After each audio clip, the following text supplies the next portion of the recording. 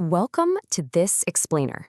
Today, we're diving straight into an unprecedented, absolutely high-stakes crisis that's completely engulfing global football and FIFA President Gianni Infantino right now.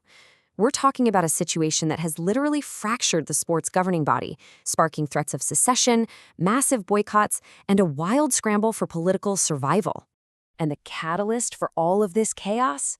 Well, it comes down to one massive number, $4.2 billion. That is the staggering dollar amount tied to a highly controversial plan to sell off a 20% stake in FIFA's commercial rights to private investors. This single massive proposal is exactly what ignited a sudden global revolt against Infantino's leadership, and it caught the entire footballing world completely off guard.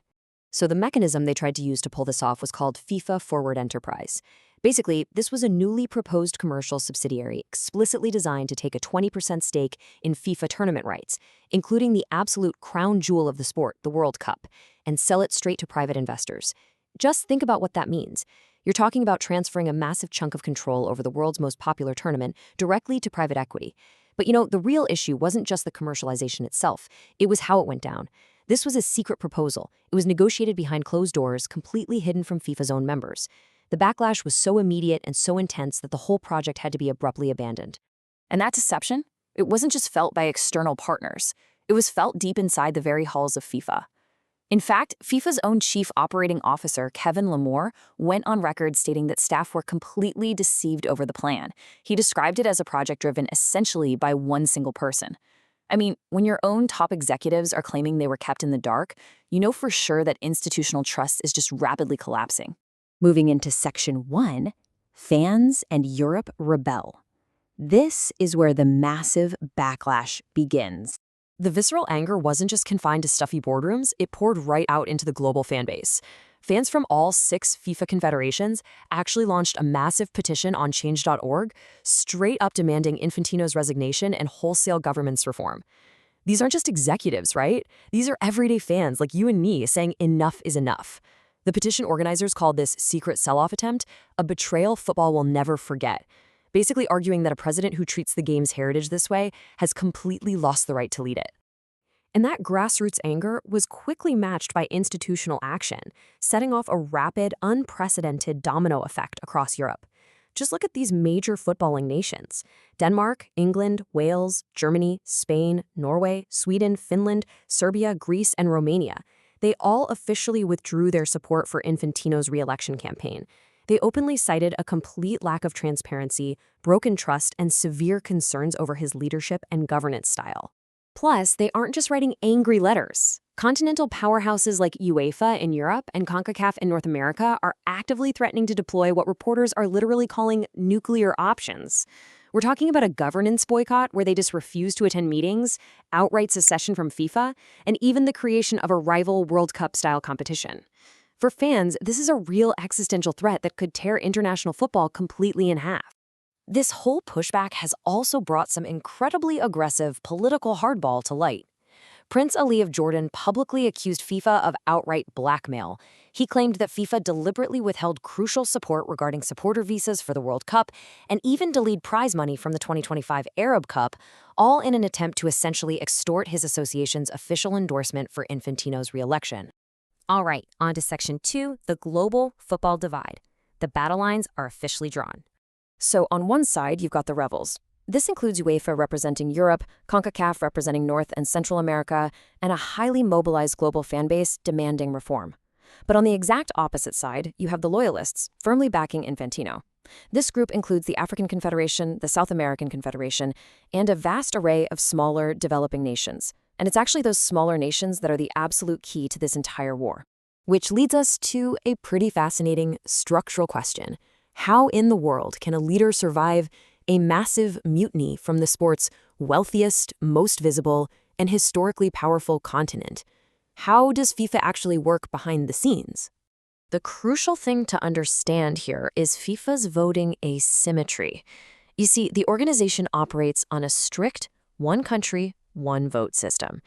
To put that into perspective, it means a tiny nation like San Marino, which literally has a population smaller than most football stadiums and is ranked 211th in the world, holds the exact same voting weight as multi-time World Cup winners like Brazil, Germany, or Spain. That rule elegantly explains Infantino's current lifeline. By securing the loyalty of a really diverse coalition, he maintains a formidable voting bloc. He's got the backing of heavyweights like Argentina and Mexico, major regional players like Morocco, Qatar, and the UAE, alongside numerous smaller federations, from Djibouti and Egypt to Bhutan and Vanuatu. You have to remember, many of these smaller nations rely heavily on FIFA's development funding just to survive, which makes their loyalty to the current administration incredibly strong, regardless of whatever Europe is saying. Now let's look at Section 3, Seeking Political Heavyweight Backing. To really understand this maneuver, we have to look at the money behind that abandoned $4.2 billion deal. The anchor investor was a private investment firm called Thrive Capital. Now, Thrive Capital was founded by Joshua Kushner, who happens to be the brother of Jared Kushner. So this creates a very direct financial and familial bridge between a secret FIFA commercial deal and some extremely prominent circles in U.S. politics. As the media scrutiny really started to heat up, sources reported that Infantino actively scrambled to find influential allies, specifically reaching out to high-level U.S. political figures. This reportedly included outreach to Donald Trump, who, as you might remember, received the inaugural FIFA Peace Prize from Infantino back in December 2025, as well as attempts to schedule private talks with U.S. Secretary of State Marco Rubio. We're just neutrally observing here how far outside the sports world this strategy went. However, it seems these strategic attempts to gain heavyweight backing ultimately fell flat. Reports indicate that Infantino repeatedly failed to reach Donald Trump by phone. On top of that, the U.S. State Department publicly denied that any calls were ever even scheduled between the FIFA boss and Secretary of State Marco Rubio. So, without those political lifelines, Infantino found himself increasingly isolated as the crisis deepened. Moving to Section 4, the 2027 Election Showdown. This is where it all collides. The pressure right now is so high that even Infantino's closest allies are starting to distance themselves from the fallout. FIFA's own Secretary General Matthias Grafström actually issued an internal memo to staff lamenting the sad and reparable series of events that led to the project's failure. Look, when your own right-hand man is publicly apologizing and stepping away from your signature initiative, the stage is absolutely set for a serious internal leadership challenge. And we're already seeing heavy hitters stepping up to explore a run for the presidency. You've got continental presidents like Victor Montagliali of CONCACAF and Salman bin Ibrahim Al Khalifa of the AFC. You even have insiders like Secretary General Grafström reportedly considering a challenge himself. Plus, there's Lise Klaveness of the Norwegian FA, who has notably received the backing of former FIFA president Sepp Blatter, openly calling for a change in leadership. It's getting crowded at the top. The calendar is moving incredibly fast, and everything is building toward a massive breaking point. The absolutely critical milestone here is November 18, 2026, which is the hard deadline for candidate nominations. After that, it all comes to a head on March 18, 2027, at the 77th FIFA Congress in Rabat, Morocco. That is the moment where the global vote will take place to decide who officially controls the sport for the next presidential term from 2027 to 2031. So, with billion-dollar deals collapsing, entire continents essentially at war, and political lifelines failing left and right, we have to ask, can global football remain united under a single banner, or is a permanent structural fracture of the beautiful game now totally inevitable? It's a fascinating, rapidly unfolding crisis, and whatever happens next in Rabat is going to shape the sport for decades to come. Thank you so much for joining me for this explainer. I hope it helped you structure and understand the sheer complexity of this multi-billion-dollar boardroom war. Let me know what you think is going to happen.